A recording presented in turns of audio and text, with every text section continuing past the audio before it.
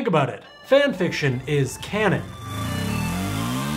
Hi, I'm Dylan, and canon is a term used to describe works of fiction that are accepted into an original story's universe. Star Wars, Star Trek, Harry Potter, you name it, they all have their own canon that has been decided upon usually by the creator of the content or the person who owns it. Fanfiction describes works based on an original story and is often used to describe the opposite of canon, but maybe it shouldn't be. Canonicity can be quite difficult to describe when there are more than one type of media. The owners of Star Trek, for example, have decided that only the live-action TV series and movies were to be considered canon, and that anything else, including animated series, games, or comics, were to be considered non-canon. Star Wars, however, uses different levels of canonicity based on the different type of media, and Battlestar Galactica assigns different canons to different series. By this definition, fanfiction cannot be considered canon. I mean, how could it? Anyone can write it and anything can happen, so why should it be considered canon? I've talked a lot about a bunch of different types of fan fictions in previous episodes which you should watch, but I've never really delved into why they can be so awesome. Surprisingly, before the dawn of the internet, fan fiction was actually quite popular. The concept of building upon and changing others' ideas has been around forever, and it's only actually in the past little while that has changed. Odd by today's standards, but copyright, created back in 1710 under the name the Statute of Anne,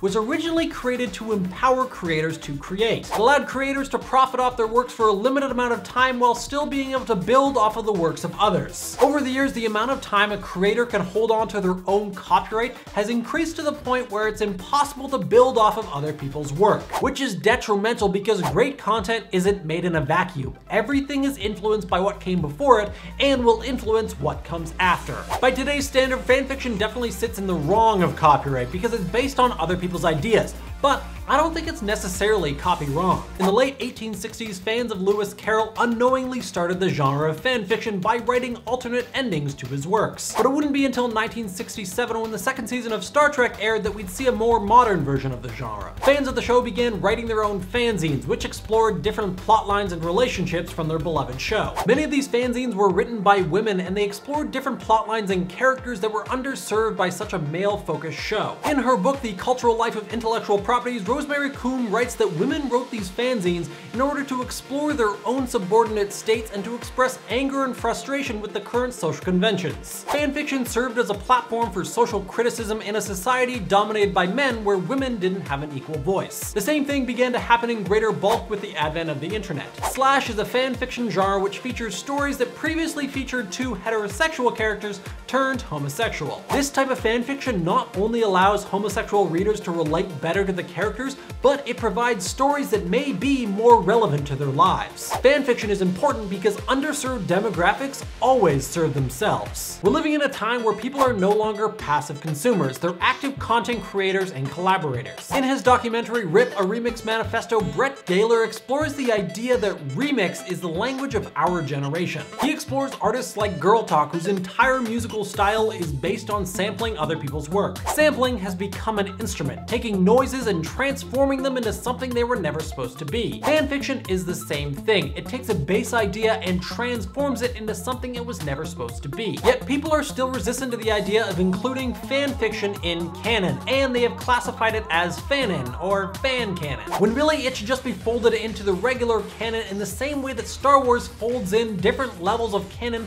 based on different types of media. The big argument against fanfiction is copyright. It has often been ruled that fanfiction can be okay in terms of copyright as long as it's not done professionally or it doesn't detract from the financial value of the original story. A great fanfiction adds to the story, and a poor one does just as much damage as The Phantom Menace. Why is a good piece of fanfiction any less legitimate than a bad piece of commission content from some company that bought a great story? It's not, and there is precedence for professionally written fanfiction. 50 Shades of Grey was originally a Twilight fanfiction. Before the author published, she changed the characters' names, professions, and setting, but it's still the same story. Fanfiction authors don't write fanfiction to pull profit from the original story. They write it because they love the original story and they want to see it explored to its full potential. If more verses accepted fanfiction into a layered canon system, it would bring some much needed legitimacy to an underserved market that is currently only being served by itself. What do you guys think? Should fanfiction be considered canon? Let me know in the comments, and I'm going to be trying this new thing where at the end of each video I'm going to point to something you guys can read or watch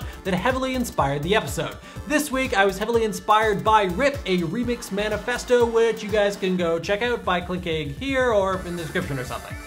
And if you haven't already, be sure to click right on my face to subscribe, or at least think about it.